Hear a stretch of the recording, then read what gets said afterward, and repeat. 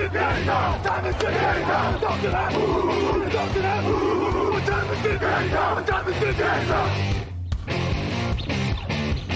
gun, Hulk left slot, Dixie left, T left, Mercedes, wide chip, Ricky, Fever left, 75, Katie, Omaha. We're good.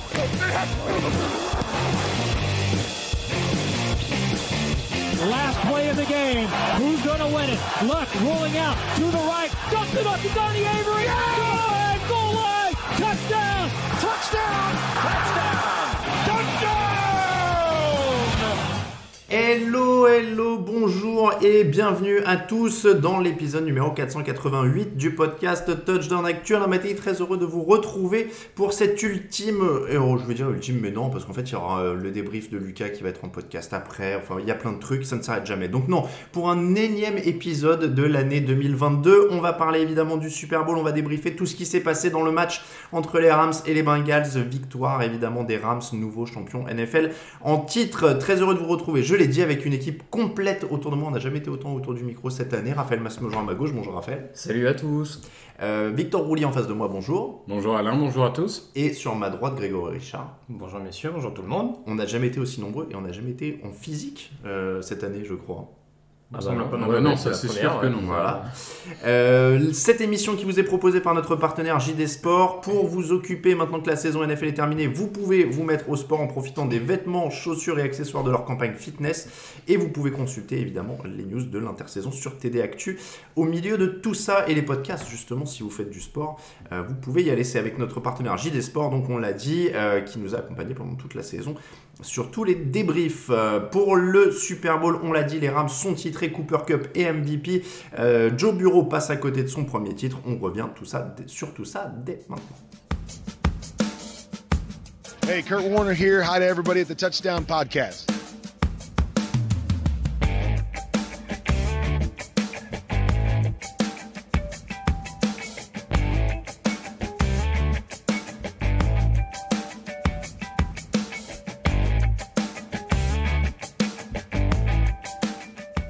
Les Rams sont vos champions NFL 2021-2022, messieurs. C'était écrit, en tout cas ils jouaient pour ça, puisque c'était tout ou rien dès maintenant avec Matthew Stafford, avec Odell Beckham, avec un recrutement 4 étoiles.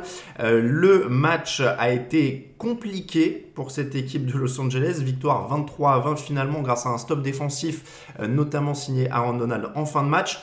Ils ont eu chaud, ils ont été menés quand même un sacré moment, ils ont commencé fort mais ils ont été menés ensuite. Est-ce que c'est une victoire méritée pour les Rams, Raphaël ? Oui, globalement ça reste une victoire méritée pour Los Angeles parce qu'ils sont devant au score à la mi-temps, ils se font surprendre au retour des vestiaires, mais derrière ils finissent par repasser devant et globalement on les a jamais sentis largués dans le match. Que ce soit défensivement encore moins, offensivement il y a pu avoir des périodes un peu plus compliquées mais défensivement ils ont toujours été dans le match, sauf sur un ou deux big plays accordés à Cincinnati. Donc, ouais, c'est mérité parce qu'ils sont, je pense, hier soir, ils sont les plus forts, tout simplement. Victor. Oui, je suis assez d'accord avec ça. Je pense qu'ils ont failli perdre le match un peu tout seuls, mais la réalité, c'est qu'ils ont toujours eu le contrôle de ce match. Et finalement, c'est assez logique qu'ils l'emportent. En plus, compte tenu de certains faits de jeu dont on parlera, il y a quand même une certaine justice à ce qui remporte ce Super Bowl, donc pas de problème. Grégory. Je suis pas tout à fait d'accord dans le sens où on va dire que ça a tourné dans le bon sens. Alors après, attention, l'histoire c'est pas de dire que la bague qui remporte est volée ou quoi que ce soit, bien au contraire, ça a été une rencontre extrêmement accrochée.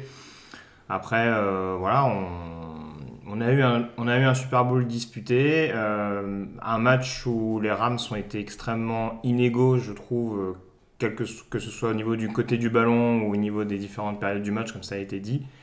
Donc voilà, mais après ça reste un beau champion malgré tout, vu ce qu'ils ont montré en play-off et vu les ressources qu'ils ont réussi à montrer dans le Money Time sur ce Super Bowl. Ils étaient menés 17-13, les Rams, après un touchdown de T. Higgins dans le troisième quart-temps. Ils ont été menés 20-13 ensuite après un field goal d'Evan McPherson. Donc ça a mis du temps à se dessiner. Il a fallu un touchdown de Cooper Kupp en toute fin de match. Ils n'ont marqué qu'une seule fois en deuxième mi-temps après leur bon départ. Ils menaient 13-3 en début de match.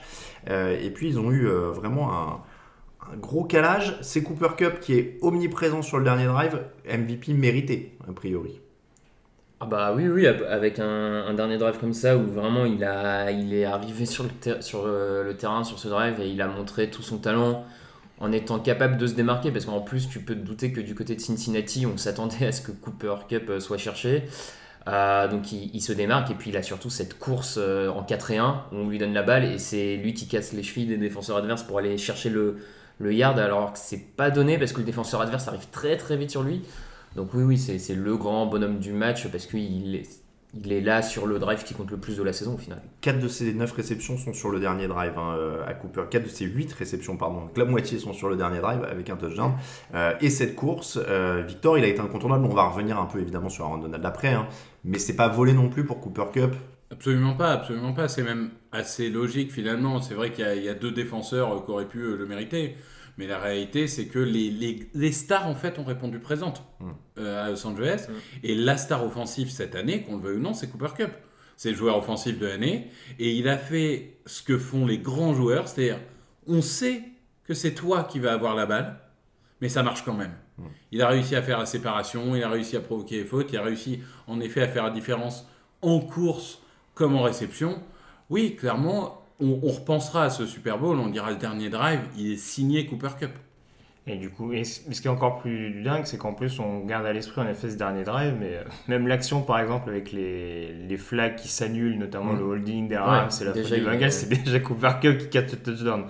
Donc comme ça a été dit, c'est vrai que voilà, l'attaque des Rams étant un petit peu en difficulté en fin de rencontre, on savait clairement que ce serait l'homme ciblé. Et malgré ce, il a réussi à se faire oublier ou à aller chercher des catchs contestés. Donc voilà, ça me paraît logique, même si encore une fois, il y aura toujours ce truc de on privilégie l'attaque plutôt que de la défense.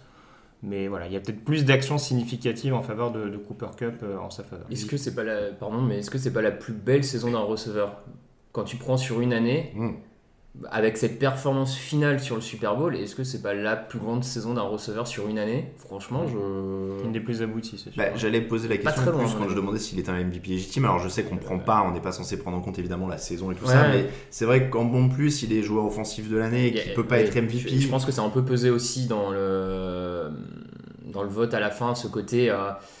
Il n'a pas pu être MVP parce que c'est compliqué, et là il sort un match exceptionnel, donc il mérite d'autant plus de. Victor, tu as dit un truc qui est intéressant, c'est les stars des Rams ont fait leur boulot et c'est ça qui fait la différence en fait. Mais évidemment, on attendait en attaque Cooper Kupp, il a répondu présent. On attendait en défense Aaron Donald, il fait 2 sacs et 3 pressions. Il y a des défenseurs qu'on attendait qu'on n'a pas vu. On attendait Von Miller, il fait 2 sacs lui aussi, donc quand même Von Miller, superbe pioche en milieu de saison, qui récompense la politique agressive des Rams. Le seul contre-exemple, c'est Ramsey, qui est passé à côté de son match, de à peu près du début à la fin, et qui aurait pu coûter très cher à son équipe. Mais mis à part Jalen Ramsey, globalement, on attendait des gros joueurs. Même Whitworth, il a 40 ans, il fait un match... Alors, il se fait bouffer sur la première action ou presque, mais derrière, il fait un super match, quoi. Donc, je trouve que oui, et même Stafford, on pourra revenir, il y a des hauts, il y a des bas, mais quand il faut marquer le touchdown de la victoire, il le marque. Toutes les stars étaient là. À part Ramsey, toutes les stars ont répondu présent. Alors, Matthew Stafford, 26 sur 40, 283 yards, 3 touchdowns, 2 interceptions. C'est vrai que c'est un peu un match en 2 temps. C'est-à-dire qu'il débute très très bien. Je crois qu'il a 9 sur 10 sur ses 10 premières passes, avec 2 touchdowns, avec plus d'une centaine de yards. Ça démarre très très fort. Et puis, il y a la blessure d'Odell Beckham. Est-ce que c'est ça le tournant dans son match? Parce que ses stats se dégradent à partir de ce moment-là. Il y a vraiment 2 matchs statistiques pour lui. Il y a avant et après la blessure d'Odell Beckham. Est-ce que c'est ça qui joue ou alors est-ce que c'est lié à d'autres paramètres? Ça peut être une explication, mais c'est vrai que quand on voit... Alors, le ballon est catchable sur la blessure de Beckham, mais même sur cette action-là, on voit que Stafford suralimente peut-être un peu sa passe aussi.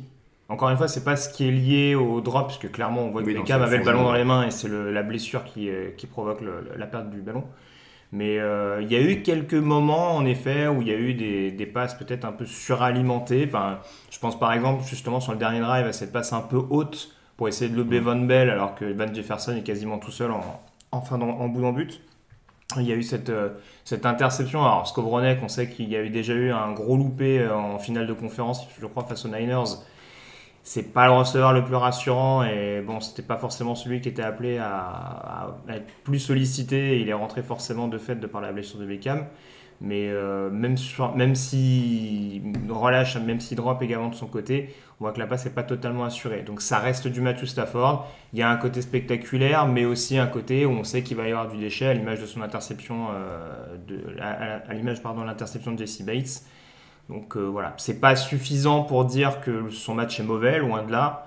Mais c'est vrai qu'il aurait pu coûter cher malgré tout aux Rams globalement. Bon match ou pas, Raphaël, de Matthew Stafford? Pour moi, bon match parce qu'au final, il apporte aux Rams ce qu'il fallait pour l'emporter. Et il y a, comment dire, sur le dernier drive, il y a quand même une ou deux passes pour Cooper Kupp. C'est aussi lui qui va les chercher et qui les place exactement où il faut. J'en ai une en deux têtes où Cooper Kupp gagne à peu près 20 yards. C'est sur une deuxième ou troisième tentative où vraiment Matthew Stafford la met exactement là où il faut, comme il faut. Et c'est quelque chose que Jared Goff n'avait pas pu faire le jour lors du dernier Super Bowl. Donc pour moi, il a apporté ce qui c'était. En fait, c'est exactement ce que j'attendais de Matthew Stafford. Je savais qu'il y aurait du déchet dans son match, mais il y a aussi ces qualités-là qui font que c'est un très bon quarterback. Il termine avec la cheville bandée, faut pas oublier. Oui, en plus. Donc ouais, non, pour moi, ça reste un bon match. C'est pas un match exceptionnel de quarterback, mais c'est un bon match et il a apporté ce qu'il fallait en termes de jeu, quoi.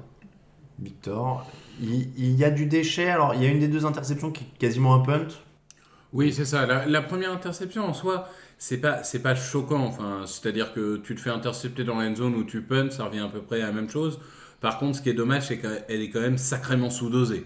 Donc, le receveur a jamais vraiment la chance de l'avoir. Alors que idéalement, si tu balances comme ça cette passe, même si elle est risquée, idéalement, c'est un 50-50. Là, c'était pas un 50-50. C'était un 100-0 pour Jesse Bates. Et voilà. Bon, c'est vrai, il y a du déchet. Il y en aura toujours. Il y en a toujours eu chez Matthew Stafford. Mais je rejoins Raphaël. Et c'est exactement ça. C'est le dernier drive. Jared Goff n'aurait pas pu le faire. Surtout que, je veux dire, c'est pas que. Je trouve ce dernier drive aussi de Stafford et Kupp, c'est le même qu'ils nous ont fait face aux Buccaneers, où ils vont chercher le field goal, en fait, quelque part. C'est les deux mêmes joueurs qui ont cette connexion. Au moment où il fallait, ils sortent le drive et ils le refont en finale. Donc tu peux dire que c'est Matthew Stafford était là pour ça. On en revient aux stars, on fait le boulot. Oui. Ah bah oui, complètement. Oui. En parlant de stars, donc Aaron Donald aurait pu être MVP de ce match, évidemment, puisqu'il y a ces énormes actions à la fin. Il y a ce stop sur un coureur à une main. Ensuite, il y a cette pression. C'est pas un sac officiellement parce que Joe Burrow se débarrasse du ballon, mais il y a cette pression sur Joe Burrow. Aaron Donald, lui aussi, a été au rendez-vous. Et là, pour le coup, comme toute cette défense des Rams, qui a quand même largement tenu la baraque quand le match aurait pu s'échapper, notamment dans le troisième quart-temps et au début du quatrième. Grégory. Oui, alors moi c'est l'impression que j'avais, pas uniquement sur ce match, mais c'est ce qui transpirait aussi un petit peu sur les premiers cartons, c'est-à-dire qu'on voyait que la O-line des Bengals arrivait malgré tout à laisser du temps à Joe Burrow. Il y avait en effet des moments, bien entendu, notamment sur troisième tentative, je ne sais pas si on en parlera tout à l'heure, mais les stats sur troisième du coup s'en ressentent du côté de Cincinnati sur ce match-là. Mais très clairement, on voyait malgré tout que la O-line ne déshonorait pas au niveau du pass pro. Mais ça se voyait quand même que, et ça s'est souvent vu avec cette défense des Rams, et notamment avec Aaron Donald, que c'est très usant, mine de rien, de devoir couvrir régulièrement sur Aaron Donald. Et c'est là où on se rend compte, comme ça avait été le cas face aux Niners en finale de conférence, que quand arrive le quatrième quart, quand ça commence à blitzer un peu plus et que Aaron Donald continue de mettre un peu plus de pression, ça commence à craquer de tous les côtés. Et malheureusement pour Cincinnati, ça s'est vu. Et voilà, on ne découvre pas clairement ce que propose Aaron Donald. Et il a continué, à l'image de Von Miller, dont parlait notamment Victor tout à l'heure. Ils ont continué à garder cette production, 2 sacs chacun, qui tournait quasiment à un sac de moyenne depuis début décembre. Donc vraiment, c'est ça. C'est vraiment du travail à l'usure qui finit par être payant à chaque fois. Et c'est ce qui est extrêmement compliqué quand tu dois protéger vis-à-vis d'Aaron Donald. On rappelle, les Bengals commencent la deuxième mi-temps avec un touchdown de Higgins sur une passe de 75 yards, donc première action de la deuxième mi-temps. Il passe devant 17-13. Derrière, Matt Stafford se fait intercepter sur la passe suivante. Donc en une vingtaine de secondes, il y a touchdown d'interception pour les Bengals. Là, on sent quand même que le momentum pourrait largement basculer. Et c'est ce moment-là quand même où la défense des Rams quasiment fait la différence en limitant Cincinnati à un field goal. Et je vous rappelle quand même derrière, les autres attaques de Cincinnati, c'est punt, punt, punt, punt et cette quatrième tentative mise en échec par Aaron Donald. Donc on peut quand même dire que c'est une victoire défensive, Raphaël. Ah oui, pour moi c'est effectivement c'est une victoire défensive parce que tu bloques globalement l'attaque des Bengals.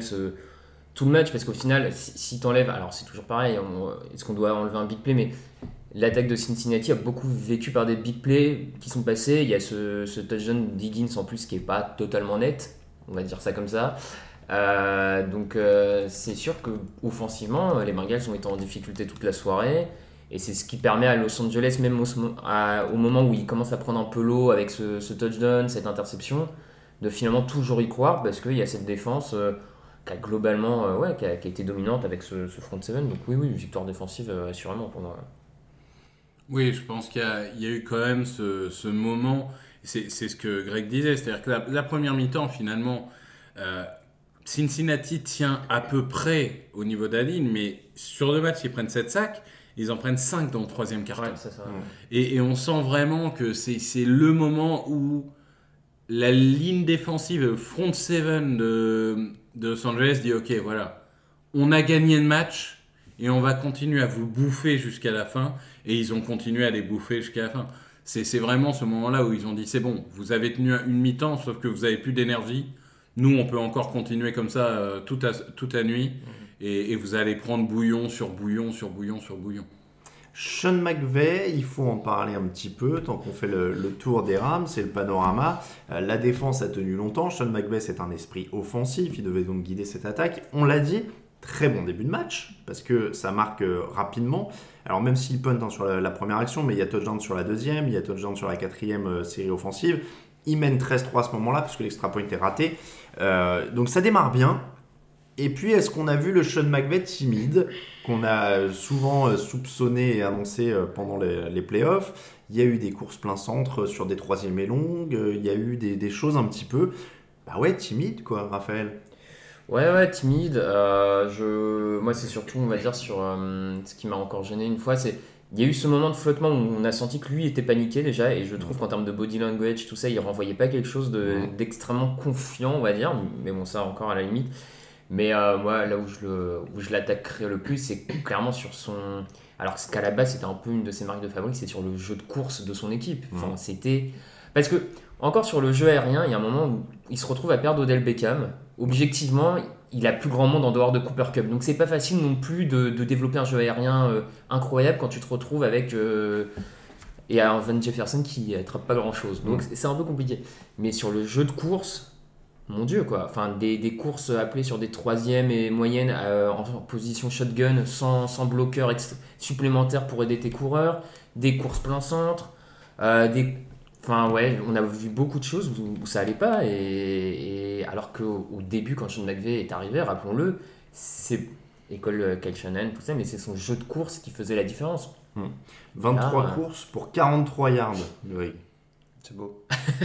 C'est le plus faible total du Super Bowl par portée, quoi. Non, mais c'est vrai que on en avait parlé notamment lors des previews. C'est vrai que le précédent Super Bowl, en effet, je le répète, il y avait cet imbroglio un peu autour de Todd Gurley. Manifestement, depuis la fin de l'ère Todd Gurley du côté des Rams, on a décidé de partir sur un comité du côté de Los Angeles, qui en soi peut être respectable. Le problème, c'est que concrètement, on se rend compte que quand ils sont tous là, parce qu'un coup il manquait Henderson, un coup il manquait Mitchell, un coup il manquait Akers, donc voilà, quand tout le monde est là, ça a l'air dur de savoir comment on gère tout ça, quoi. Donc ça revient un peu à ce que disait Raph en termes de gestion. Je sais pas si c'est comité, parce qu'en fait c'est 13 pour Akers, 4 pour Anderson et 2 pour Mitchell, donc c'est net, c'est Akers. En tout cas, tu as potentiellement un bis qui peuvent être utilisés en fonction des situations. Et c'est vrai qu'on s'est posé la question à un moment donné, parce que Cam Akers, malgré tout, et ça on en revient là-dessus, il a peut-être pas la dimension, même qui a pu apporter Anderson, parce que c'est vrai qu'on prenait l'exemple de Sonny Mitchell, parce que c'est celui qui nous apparaissait le plus en forme, mais encore une fois, de ce qu'on voyait en fin de saison régulière, ça paraissait être le plus légitime, on dira, du backfield, pour éventuellement sortir justement de la poche et pouvoir proposer une solution à la passe. Anderson a été cette soupape de sécurité, peut-être pas suffisamment, mais en tout cas il l'a été quand les Rams en avaient besoin. Mais c'est vrai que, déjà, on a la sensation que le jeu au sol n'était pas très rassurant. Et puis, Raph, on sait plus ou moins en parler, mais en termes d'exécution, moi j'ai du mal à savoir, parce que lors du fauteuil, on avait évoqué le fait que McVay allait sûrement préparer le match de manière optimale, etc., 3 ans après son échec cuisant d'Atlanta. Et tu te dis, mais c'est l'exécution qui n'est pas bonne ou c'est les appels qui sont pas bons? Parce que là, en l'occurrence, la ligne, elle a été engloutie par la D-line de Cincinnati, quoi. Donc à ce niveau-là, c'est quand même incroyable de se dire, quel que soit le niveau des running backs, et c'est encore plus inquiétant quand tu sais que Cam Akers, ça peut une protection du ballon excellente, se retrouver quasiment avec un défenseur sur le dos alors que tu n'as même pas touché le ballon, c'est quand même un peu compliqué. Et encore une fois, surtout quand tu as un Matthew Stafford qui reste avec un jeu spectaculaire, qui est blessé en cours de route et à qui tu mets 2 fois plus de pression de facto, quoi. Victor? Bah oui, pour le coup, pour moi, les running backs pouvaient pas faire grand-chose en fait. La ligne a été catastrophique au niveau de la course, pas au niveau de la passe. Hein, mais je veux dire, ils se sont fait enfoncer par Hubbard, par Hendrickson, par Reader toute la soirée. Les schémas de bloc étaient étonnants parce que déjà, ça ressemblait pas du tout à du McVay. C'est-à-dire qu'on avait souvent des mouvements de la ligne et le coureur qui partait de l'autre côté, ce qui est quelque chose qui peut être fait, hein, ça existe en NFL, mais c'est pas vraiment les signatures move que peut avoir un mec comme McVay. Donc je sais pas, j'ai l'impression qu'il a voulu dire, regardez, je vais être plus intelligent que les autres, je vais vous surprendre, je vais faire un truc que vous avez jamais vu avec moi. Ben, ça n'a pas marché. Il a été le boulet de l'équipe pendant tout le match. Franchement, si Los Angeles ne gagne pas ce match confortablement, c'est principalement à cause de Sean McVay. Il y a aussi ce truc-là, c'est que le fait que McVay et Taylor se connaissent, il y a peut-être le fait de se dire, en plus avec 2 escouades défensives qui sont bonnes, il y a peut-être le fait de se dire, attention, le coordinateur offensif va être un peu aiguillé sur mes tendances, etc. Donc peut-être qu'en effet, on a voulu en faire un peu plus. Et c'est peut-être là où, en effet, McVay a recommencé à déjouer comme il avait fait en 2018, maintenant, si j'ai pas de mémoire. C'est un beau champion quand même avant de clore la page Rams. Bah oui, ça reste un beau champion. C'est pas le champion le plus dominant qu'on ait vu de l'histoire ou même des dernières années, mais ça reste un beau champion parce que c'était tellement de joueurs talentueux et tellement de vétérans en mission pour aller gagner cette bague que ça reste beau de l'avoir fait parce que faut se rappeler quand Stafford arrive, la cote pour que les Rams gagnent le Super Bowl, elle explose à ce moment-là à l'intersaison. Les Rams sont parmi les favoris des bookmakers, tout ça. Il y a un gros début de saison, puis ils rentrent un peu dans le rang et tout le monde commence à se reposer des questions et au final, ils remontent sur scène. Donc non, pour moi, c'est clairement un beau champion. Oui, je vais le répéter, mais ils sont quasi invaincus depuis début décembre. Donc voilà, à partir du moment où, un peu sur le modèle des Chiefs il y a quelques saisons de ça, quand tu commences à être vraiment dominant quand ça compte, voilà, ton statut de champion est tout sauf galvaudé. Ouais, il y a tellement de joueurs qui méritaient une bague. Alors tous les joueurs peuvent mériter une bague, mais bon voilà, Aaron Donald, défenseur historique, Matthew Stafford quand même qui a galéré tellement de temps à Détroit. Il y a Wisworth qui a eu une carrière incroyable, qui a 40 ans et toujours dominant. Enfin, tant de joueurs où on se dit ouais, c'est bien qu'ils aient une bague, quoi. Donc oui, pour moi, c'est plutôt un beau champion. Playoffs? Don't talk about playoffs. You kidding me? Playoffs? I just hope we can win a game.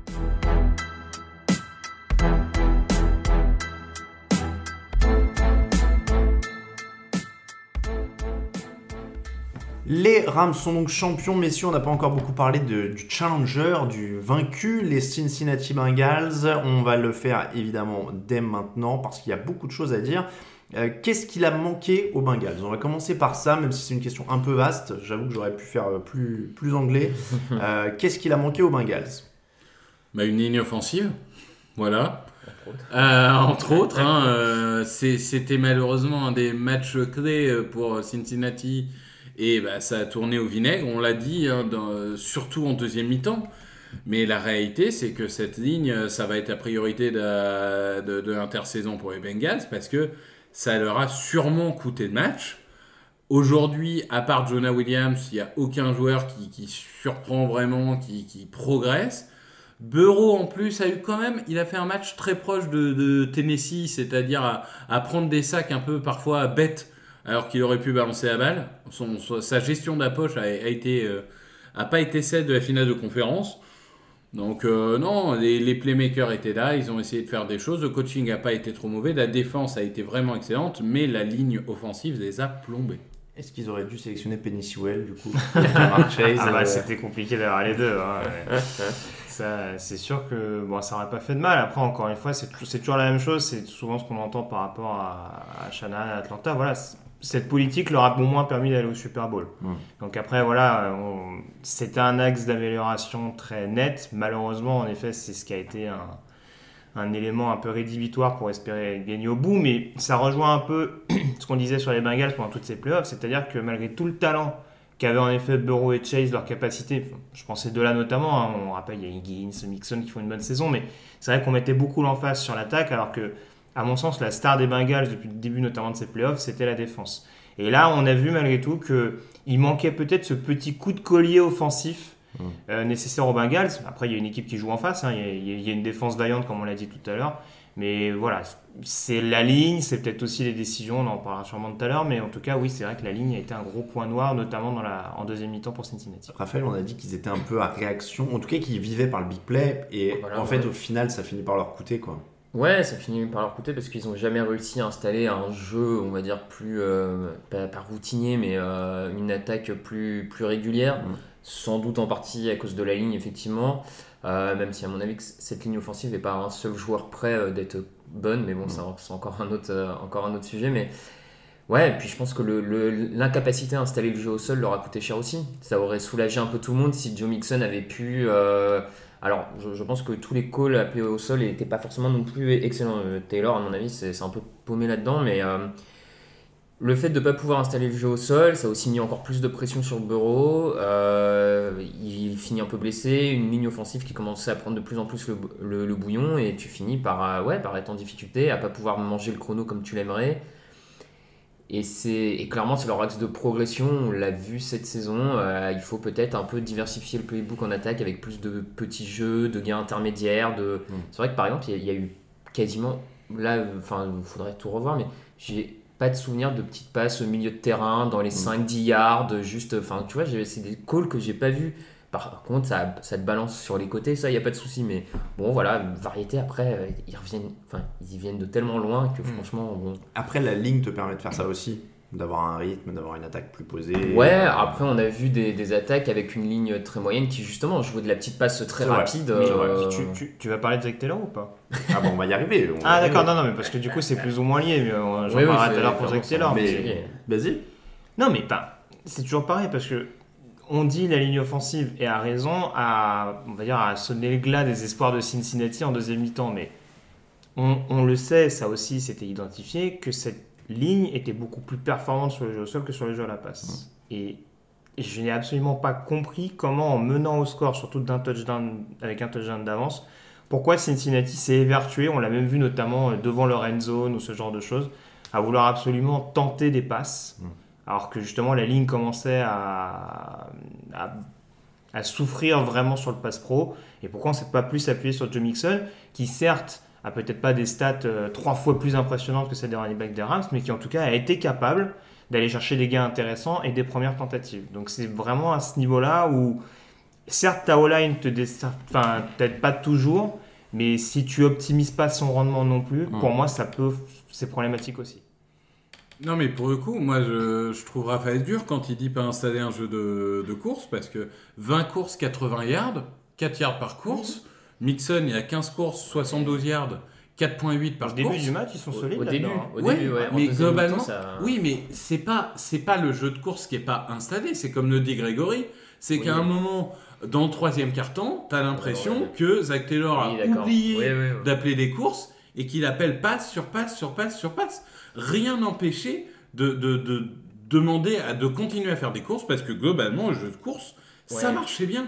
Donc pour moi, je suis assez d'accord. Et en plus, ça te tue Burrow, entre guillemets, parce que lui aussi, comme Stafford, il se retrouve blessé, sauf qu'apparemment, c'est plus problématique, parce qu'on a senti qu'il y avait une réelle absence de mobilité. Il ne peut plus bouger sur le dernier drive. Mais je pense que Zach Taylor, pour le coup, fait une erreur énorme en milieu de troisième quart-temps, et c'est peut-être ce qui leur coûte la victoire. Non, t'as raison, effectivement, installer n'était pas le bon terme, puisqu'il y avait du jeu au sol et que ça fonctionnait. Et effectivement, quand je disais installer, j'entendais plus cette continuité dans le jeu au sol, parce que notamment, moi ça me marque, si je dis pas de bêtises, sur la 3e et 1, où ils se font stopper par Donald, c'est Perrine qui l'envoie sur une 3e et 1 et pas Mixon, en plus dans une formation shotgun, donc t'as même pas d'extra bloqueur, t'as même pas de... Et donc c'est dans ce genre de call où au sol, je pense, enfin, c'est qu'en plus quand il appelait, les peu de courses qu'il appelait n'étaient pas forcément bien appelées. C'est là où... Après sur du short yardage, bon, ce match de Pierre, il est costaud. Là tu Ouais, sens est-ce qu'Aaron que t'en vois Donald, pas, tu vois, est-ce que t'en- ouais. tu sens qu'Aaron Donald, Aaron Donald, il a poussé bloqueur, tu vois, d'affaire. est-ce que tu mets oui, pas oui, du- non, mais ça là-dessus, je suis d'accord. Après, ce que j'entends quand je vous écoute, c'est que le problème en termes de coaching, c'est qu'il meurt de choses dont on connaissait l'existence. C'est-à-dire qu'il meurt parce qu'il ne développe pas un jeu court pour libérer Joe Burrow de la pression, il meurt parce qu'il vit beaucoup trop sur les big plays. En fait, c'est le même problème que pour McVay. C'est-à-dire qu'encore une fois, peut-être que Taylor se dit oui, mais Maoline est capable de faire ça. Mais moi, je pense que les mecs sur le pass pro, ils sont capables de laisser suffisamment de temps pour trouver une nouvelle fois ce big play qui va réussir à faire la différence, comme on a réussi à faire la différence sur les actions précédemment.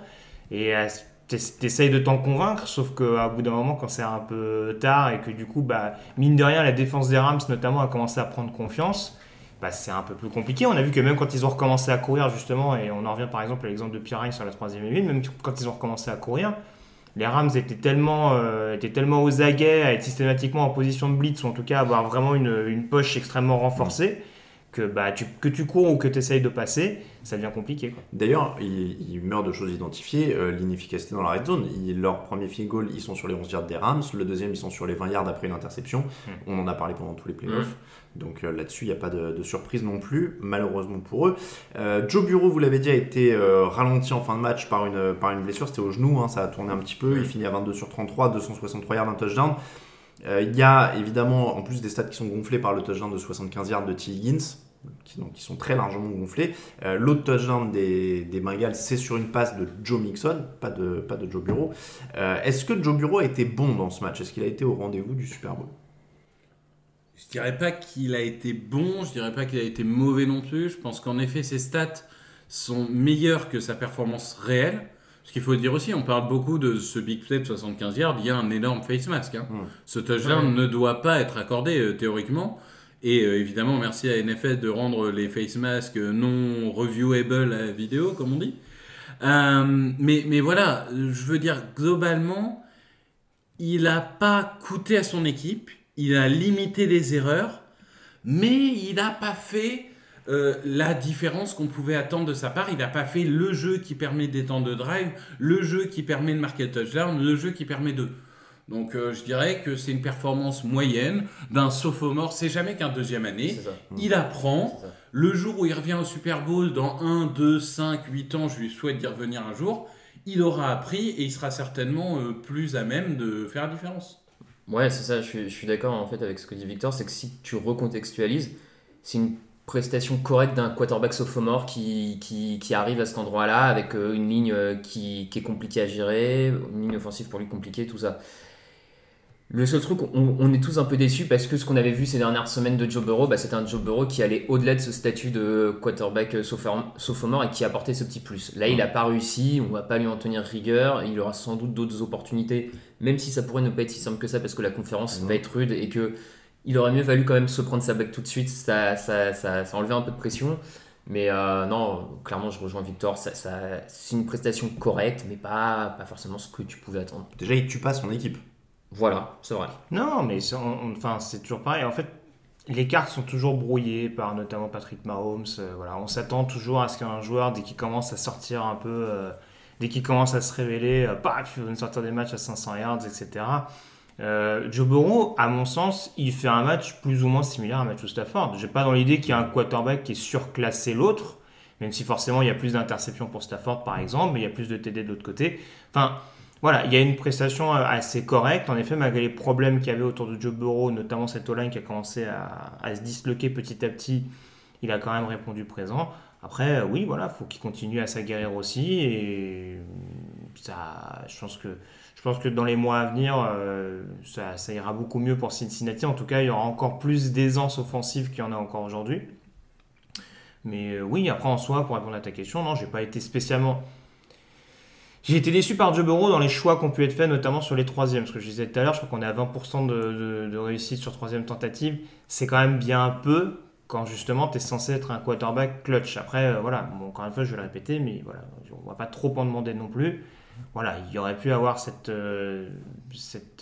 faculté supplémentaire, mais clairement, ça a été dit, c'est pas lui qui fait perdre l'équipe et il aura permis On parlait des causes de la défaite, en effet, hein, ils sont à 3 sur 14 sur 3e tentative, 1 sur 3 sur 4e tentative, 1 sur 3 dans la red zone, donc forcément ça finit par les rattraper, sachant qu'ils ont eu le ballon à peu près le même temps et que ça se joue à 3 points, forcément ça fait très très mal à ce niveau-là.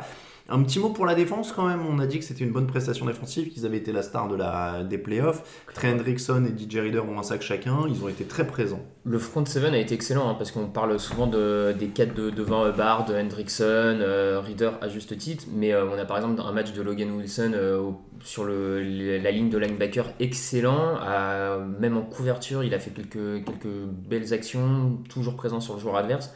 Donc le front seven a fait un excellent match.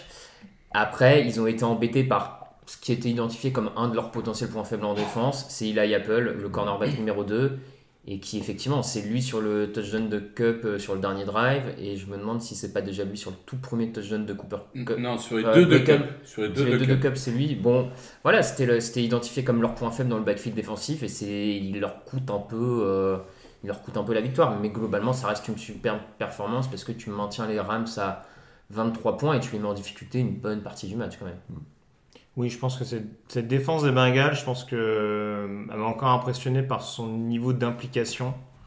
Ça a été une défense extrêmement agressive. Je pense pas qu'ils pouvaient faire plus que ce qu'ils ont fait, très franchement. Encore une fois, avec une équipe qui n'a pas non plus des big stars dans son effectif, je pense qu'ils ont vraiment été à 100% sur ce match-là. Ça suffit pas, mais parce que voilà, il fallait peut-être un petit peu plus de choses, un petit peu plus d'éléments.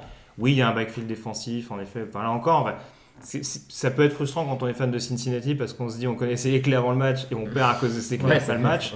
Mais voilà, ça se joue vraiment à quelques détails. En effet, si on sort Eli Apple sur des actions clés, il n'y a pas grand-chose à reprocher globalement à cette défense. Oui, je suis assez d'accord. On a parlé de coaching un peu défaillant avec Sean McVay ou Zach Taylor. Lou Anarumo, je pense que c'est le coordinateur de ces playoffs. Quand on voit ce qu'il a réussi à faire avec un groupe qui est talentueux mais incomplet, je dirais, c'est assez phénoménal. Le point noir pour moi de cette défense, c'est cette faute personnelle de Von Bell sur le dernier drive, puisque s'il ne fait pas la faute personnelle, il y a un holding d'Avenstein et du coup au lieu d'une première et 1, on est sur une première et 11 et ça peut changer ce match. Mais clairement, la défense a répondu présent. Jesse Bates prouve chaque match cette saison qu'il est un des meilleurs de la ligue à son poste. On rappelle qu'il est agent libre. Oui, il est agent libre, mais il sera tagué. Il va être re-signé, t'inquiète pas. Je serais très étonné qu'il ne soit pas tagué ou re-signé. Mais surtout qu'ils ont du cap. Pour le coup. Ça ne fait pas partie de ces équipes qui manquent d'argent. Donc voilà, il y a une vraie base. Il y a une vraie base et un coach qui a réussi à emmener ce groupe à faire plus que ce dont il était capable au début de la saison. Et tu fais bien de parler de la suite. On va donner un mot sur la suite pour cette équipe. Ils sont très jeunes. On a parlé de Super Bowl pour Joe Burrow dans 2, 3, 5, 8 ans. Ils ont les bonnes bases. Et là encore, on connaissait les clés du match. On connaît peut-être les clés de la suite. C'est ligne offensive et renforcer la défense, compléter la défense. Ouais, c'est ce que j'allais dire. C'est que l'avantage là pour le manager général de la franchise, les chantiers d'intersaison semblent assez clairs. Enfin, je veux dire, faut pas être un génie du management pour sentir qu'il faut renforcer le côté droit de ta ligne, notamment offensive. Attention, à Seattle, faut pas être un génie du management, mais ils l'ont jamais fait. C'est vrai. Il y a des philosophies, je l'accorde. Mais bon, globalement, oui, le côté droit de la ligne offensive et puis en défense, on rajoute un peu de talent. Bon. Notamment au poste de cornerback. Voilà. Pour le coup, qui sera certainement la priorité. Parce que, Chidobe Awuzie est un joueur tout à fait honorable, hein, mais avoir un gros cornerback de l'autre côté, ça ferait pas de mal. Oui, corner, et puis des deux côtés de la ligne, parce qu'il y a 3 defensive tackles, je crois qu'ils vont être free agent entre Wunjobi, Reader et Hill. Donc voilà, mais priorité des priorités, ligne offensive très clairement. On termine avec les tops et les flops.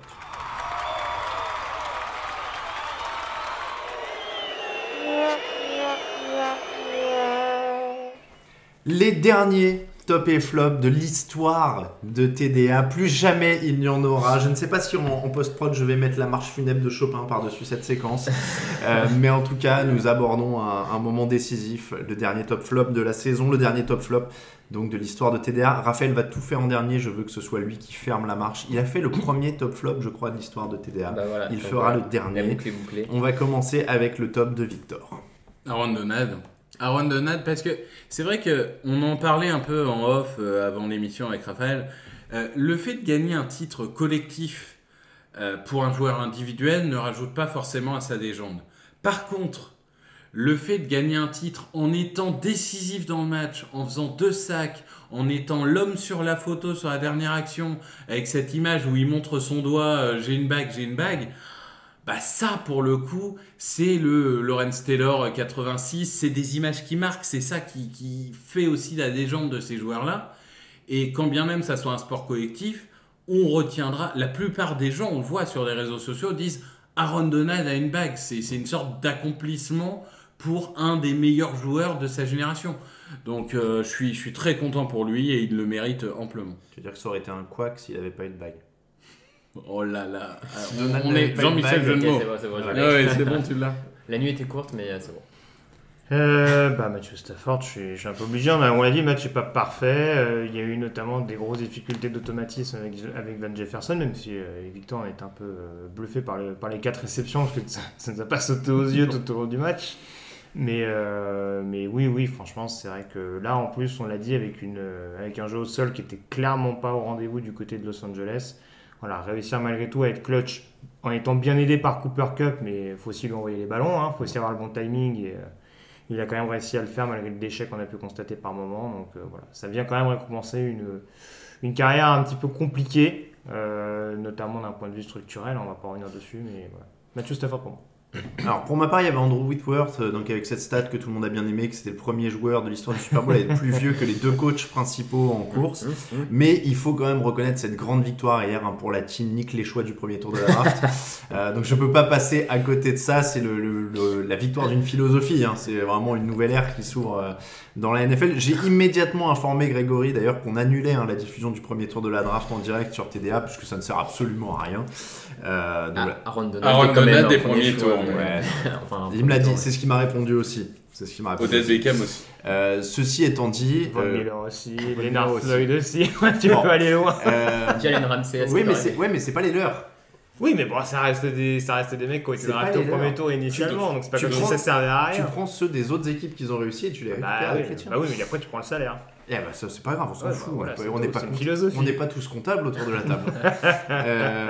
Donc, évidemment, je taquine. Le premier tour de la draft sera bien en direct sur TDA. Je vous rassure, ne vous inquiétez pas, ce sera sur Twitch.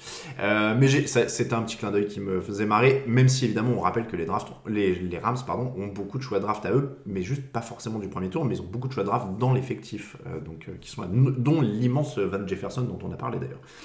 Raphaël, le dernier top de l'histoire de TDA. Écoute, tellement de joueurs du côté, je trouve, des Rams. Moi, ça fait longtemps que j'ai pas souvenir d'une équipe championne avec autant de joueurs de parcours individuel où tu avais envie de les voir récompensés parce qu'il y avait tellement de vétérans qui attendaient des bagues, qui attendaient des titres que franchement, tu peux en citer quasiment une dizaine du côté de Los Angeles. Donc, pas évident. Vous les avez pris tous en partie. Du coup, moi je vais aller peut-être sur Eric Weddle, plus pour le côté, il y a encore un mois, il buvait des margaritas dans son jardin au soleil. Et puis on l'appelle. Alors, oui, effectivement, vu comment il était fit, il devait pas faire que boire de la margarita, je vous l'accorde. Mais il y a un peu de protéines dans la margarita. Il buvait des Gatorade saveur margarita. Il y a moyen, effectivement. Non, mais le côté, je trouve ça assez incroyable qu'il y a encore un mois, voilà, il s'entraînait a priori tout seul de son côté. On sait pas, est-ce que c'est les Rams qui lui passent un coup de fil, est-ce que c'est lui qui se propose aux Rams, je sais pas trop. Mais en tout cas, il remplit sa mission et là, il annonce directement après prendre la bague qu'il repart à la retraite. Enfin, en termes de mission commando d'1 mois et demi, et puis, j'avoue que c'est. Et puis pas à moitié parce qu'il était responsable des appels de jeu, il avait le casque radio et tout ça. Et visiblement, là, d'après les échos, il a fini le match avec une blessure aux pectoraux. Donc en plus, il a serré les dents jusqu'à la fin. Enfin, je trouve que du coup, là, le parcours en termes de. est quand même assez incroyable. Le flop, Victor. C'est dur. Jalen Ramsey. Ah non, mais c'est bien. Je suis bien content. Bon match, je suis bien content qu'il n'ait pas la capacité d'ouvrir sa bouche pendant un mois. Il va devoir la jouer discrète. Encore, est-ce qu'il sait le faire? Je sais pas. Mais ils ont tous été bons sauf lui. Il a quasiment coûté le match. Non. Après, il fait une bonne saison. Ça non, récompense il fait une bonne sa bonne saison. Okay. Mais c'est vrai qu'il n'a pas été aussi décisif qu'on peut Non, mais ok, c'est un top 3. Bon, c'est un top 3 cornerback. Il réalise une super saison, etc. Il s'est planté au grand match. Il prend une première grosse réception. Il tente, au lieu de juste assurer en fin de match, il tente une interception un peu quand même très risqué, ce qui coûte une grosse réception de Ja'Marr Chase, si je dis pas de bêtises. En fin de match, c'est Ja'Marr Chase qui fait du yard après catch. Donc voilà, moi c'est un joueur que je porte pas particulièrement dans mon cœur, mais en fait, si tu veux, je pense que c'est amplifié. On va pas faire 3 heures parce que c'est ton flop, mais c'est amplifié par le fait que les autres défenseurs en mission commando sont au rendez-vous et sont nickel. C'est là où en effet tu te dis bon, c'est vrai que le gars, voilà, il y a encore ce côté un peu entre guillemets individualiste, le côté je vais être la star. Plutôt que de se dire je vais faire le jeu important et le jeu intelligent pour mon équipe. C'est plus dans ce sens-là, je pense que Ramsey est plus critiquable avec des grosses guillemets, ou en tout cas dont la prestation est plus à remettre en question par rapport à l'autre. Greg, ton flop. Je pense qu'on est obligé d'en parler, messieurs, mais ce show de mi-temps absolument quelconque. Ah, c'est vrai qu'on n'a pas parlé du show de mi-temps. Je suis désolé. Moi j'adore, parce que du coup, qu'est-ce que vous avez pensé du show de mi-temps ? C'est bien, parce que j'ai vu Dr. Dre chanter. On s'y attendait pas du coup. C'est le meilleur show de l'histoire selon tous les médias américains. Non mais encore, après je fais un peu de provoque. C'était sympa pour le côté clin d'œil. Je pense que c'était un show de mi-temps méga boomer. Voilà, il y en a qui s'y sont retrouvés. C'est pas forcément les spectateurs les plus jeunes, mais en tout cas voilà, ça a trouvé son public, je pense. C'est bien d'avoir un peu de hip-hop de temps en temps au Super Bowl, mais on en discutait devant le match, mais c'est devenu d'un lisse les shows de mi-temps, mais c'est voilà. Tu les mets sur un camion et ils font 2 allers-retours quoi. Même temps, inviter 4 ou 5 rappeurs en leur demandant de pas dire de gros mots, de pas dire ceci, de pas dire cela, ça édulcore un petit peu l'âme de leur art. Oui, certes, mais bon, même je trouve ça assez vide. Il y a plus le côté vraiment, je trouve, spectacle. Mais Raphaël l'a mieux décrit. Je t'ai vu sur Twitter dire que c'était du fan service. C'est vrai qu'on est dans l'ère du fan service. C'était complètement du fan service. Chacun a pu voir un peu son rappeur 2000 avec son clip. Après, ça reste le problème. De toute manière, sur un show de 15 minutes où t'as 5 artistes qui doivent tous faire un bout de chanson, de toute manière, c'est tellement un medley. Un medley d'un titre. Ça manque un peu d'âme. Moi, j'avoue que j'ai beaucoup aimé le bat 50 Cent qui apparaît à l'envers. Le 50 Cent qui apparaît en chauve-souris là, perché à l'envers. J'ai beaucoup aimé. Mais après, c'est vrai que c'était bon. Après, il y a aussi ce problème, c'est que quand les gens s'ambiancent énormément, quand tu attends énormément de choses, forcément tu vas être déçu. Et puis, comme vous le disiez, je vois pas ce qu'on pouvait attendre finalement d'assez grandiose, de gens à qui on demandait de faire quand même une version family friendly de leur tube. Et puis j'avoue que moi je suis pas hyper toujours client de la méga nostalgie, donc genre Lose Yourself d'Eminem, 8 Miles ça a 20 piges quoi, donc pourquoi pas. Victor, toi t'as pas d'avis? C'était fade comme tous les shows de Super Bowl. Pourtant pour le coup, moi pareil, on est tous d'une génération qui était quand même la cible de ce show, parce que bon, c'est notre jeunesse pour le coup, tous ces mecs là. Mais c'était fade comme toujours, donc bon. La seule chose qui m'a étonné, c'est que Snoop Dogg, je crois que c'est la première fois que je le voyais sobre. Enfin, en tout cas, c'était le plus énergique des 5. Ça faisait un moment qu'on l'avait pas vu aussi. On l'avait jamais vu sans. Là, il était sous aucune influence, et alors ça, c'est incroyable. Ça, c'était le truc le plus incroyable. Bon, c'était plutôt fadasse. Donc, du côté du show de mi-temps, moi, je vais revenir au match pour mon flop. C'est pas le joueur, en l'occurrence, ça, c'est vraiment sa blessure. J'étais assez triste qu'on soit privé d'Odell Beckham sur la fin du match parce qu'il commence bien. Et on parlait des joueurs en mission et tout ça. C'était sympa de le voir marquer. Ça aurait été sympa de le voir vraiment profiter de tout le match et d'être un peu plus présent. C'est vrai que ça a en plus quand même beaucoup réduit l'attaque des Rams en termes de cible et au niveau des options. On rappelle qu'il était déjà sans Robert Woods, leur receveur numéro 2, qui avait été plus ou moins remplacé par Odell Beckham, de fait. Donc voilà, il avait bien commencé, il était quand même vraiment... il faisait partie de ces joueurs en mission et qui répondaient à l'appel, dont tu parlais des défenseurs qui avaient répondu à leur mission. Lui aussi, quoi, en captant le premier touchdown, en étant là, c'était voilà. Donc top de voir Odell Beckham finalement titré et d'en profiter. Et flop, encore une fois, c'est pas contre lui, mais c'est justement triste de le voir se blesser là-dessus. Heureusement finalement, et heureusement ça n'a pas l'air d'être trop grave non plus, parce que sur le coup ça fait assez peur quand il tombe comme ça en se tenant le genou. Donc visiblement ça a l'air d'être pas trop grave. Raphaël, lourde responsabilité. D'autant plus que tu m'as volé mon flop. Ah mince, désolé. J'avais exactement le même, parce que Odell Beckham en plus commençait très fort le match. Il était parti à mon avis pour faire une prestation vraiment pas désagréable. Et puis, clairement, comme tu l'as dit pendant l'émission, les statistiques des Rams chutent vraiment offensivement quand il sort, et c'est clairement pas une coïncidence à mon sens. Donc du coup, comme tu m'as volé ce flop, il faut que Tu seras mon flop pour finir. Mais c'est comme ça qu'on finit. Mais pour le coup, pour laisser une minute à Raphaël pour réfléchir, c'est vrai que ça aurait été... Il fait 52 yards et un touchdown en un carton, en gros. Ça aurait été un storytelling tellement incroyable qu'il finisse MVP du Super Bowl. Après tout ce qui s'est passé, C'est sûr. Odell Beckham MVP du Super Bowl, ça aurait été... Bon, non, mais c'est parce que Raphaël voulait montrer l'inutilité de cette chronique jusqu'au bout en disant, tu vois, ça fait doublon en fait. Mais non, mais en vrai, sincèrement, je vais pas. Enfin, tout le monde a déjà donné plus ou moins des flops, tu vois, je vois pas trop. Enfin, j'ai pas vraiment de flops qui ressortent. Si, allez, peut-être il a Apple du coup pour continuer à lui taper dessus, mais il y a déjà tout le monde de la NFL qui est en train de l'assassiner sur Twitter. C'est incroyable. Il y a tous les joueurs de toutes les équipes sont en train de taper sur Eli Apple sur Twitter. Ouais. Du coup, le flop, pour finir sur une bonne note, ce serait les gens qui tapent sur Eli Apple parce qu'il n'y a pas besoin. Ouais, voilà. Tu vois, il sait qu'il a fait un mauvais match a priori d'ailleurs. Oui, c'est vrai. Il n'y a pas besoin de mais le dire. le truc, c'est qu'il a trash-talké toutes les semaines, toute la saison, ses anciennes équipes en disant vous êtes des nazes, je vous ai battus, etc. et qui prend un retour de bâton. Bon. Eh bien, on va terminer là-dessus. C'est top et c'est flop. Donc, pour l'histoire de TDA, l'émission elle continue. Je vous rappelle. Si vous aimiez beaucoup le top flop, on est désolé, mais le reste de l'émission continue là-dessus. Il n'y a pas de problème. C'est comme ça que se termine l'épisode 488. J'espère que je suis bien au bon compte parce que j'ai compté vite fait là, avant qu'on enregistre. Mais en tout cas, j'ai 488. L'émission vous était proposée par notre partenaire JD Sport. Pour vous occuper maintenant que la saison NFL est terminée, vous pouvez vous mettre au sport ou vous remettre au sport après l'hiver en profitant des vêtements, chaussures et accessoires de la campagne fitness de JD Sport. Et puis évidemment, continuez à consulter les news de l'intersaison sur TD Actu parce qu'il y a plein de choses qui arrivent. Greg, mock draft dès jeudi, je crois, en live sur Twitch. Mock draft dès jeudi, a priori vers 18h30 sur Twitch. Bon. Donc voilà, ça sera communiqué sur les réseaux sociaux de toute façon, mais ça va lancer la grosse période draft qui arrive. Et l'occasion en effet de remercier Sébastien Polomeni pour son boulot incroyable sur les réseaux sociaux. Ne t'inquiète pas, ce sera relayé, ça va être transmis à Seb et ça part sur les réseaux. Merci à Lucas aussi qui était sur place, merci à toute l'équipe, Mathieu et Tristan notamment qui ont tenu le site avec Alex pendant le Super Bowl, nos graphistes Ben, Xavier, Romain Terrasse et François. Qui ont été évidemment au top et toute l'équipe TDA maintenant qui était là sur toute la saison. Mais on l'a dit, ça continue, les War Rooms, donc les papiers d'intersaison ont déjà commencé. Donc il y a le point intersaison sur toutes les équipes NFL qui arrivent.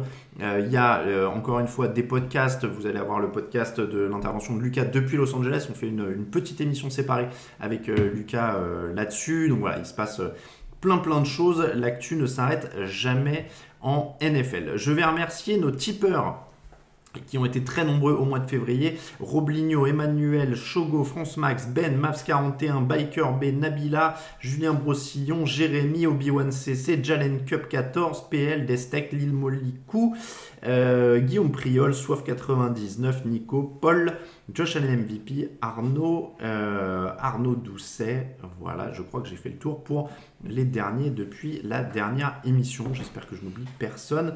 Mais en tout cas, un grand merci à vous. J'essaie de voir. Ouais, Thomas, j'avais fait. Oui, c'est ça, je m'arrête là. J'avais fait tout le monde depuis la dernière émission. Merci à tous de nous avoir écoutés. Encore une fois, je ne dis pas même plus pendant toute la saison parce que ça ne s'arrête plus. Il y a des podcasts qui vont continuer. Il y a la team draft qui est là. Moi, je pars un petit peu en vacances, mais il y a de la team draft. Il y a plein de choses. Et puis, on va revenir après avec de la free agency, de l'intersaison, des live Twitch, tout ça, ça ne s'arrête jamais maintenant. Merci beaucoup, messieurs, à vous aussi. Merci à tous. Parce que j'ai dit tout le monde, mais je gardais ceux qui sont avec moi pour la fin. Raphaël, Victor, Grégory, Camille qui est à côté de nous, et puis Raoul Villeroy qui était présent aussi, qui n'a pas pu rester pour l'enregistrement, mais voilà, on a passé toute la soirée, tout le Super Bowl ensemble, le fauteuil, enfin voilà, il s'est passé plein de choses. Merci encore, messieurs, pour votre présence. Continue. Je rappelle les réseaux sociaux, Twitter @TDActu, Facebook @TDActu, Twitter, Instagram @TouchdownActu en entier, @Raphaël_TDA, @Victor Roulier, @Yellow Radiosa, @Camille Saraben, @Alain ça c'est pour les persos. Toute l'actu de la NFL, c'est sur tdactu.com. On vous dit à très vite sur TDA, en podcast, sur Twitch ou sur le site.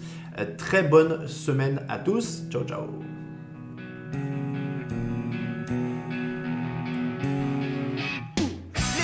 Analyse, fromage et jeux de mots, tout sur le foutu est en TDAQ.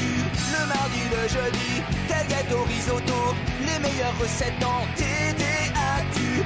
Gamble pour JJ Watt, Bismuth pour Marshall Lynch, Procas Global Beckham, Tom Brady quarterback, calé sur le fauteuil, option Madame Irma, à la fin on compte les points et on finit en requin.